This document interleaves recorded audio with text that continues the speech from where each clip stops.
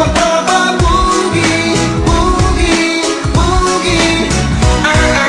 Honey, please forgive me. Alam mo bang di ko naman sinasadya. Lately, labis akong nagsisisi. I hope sana you will understand me.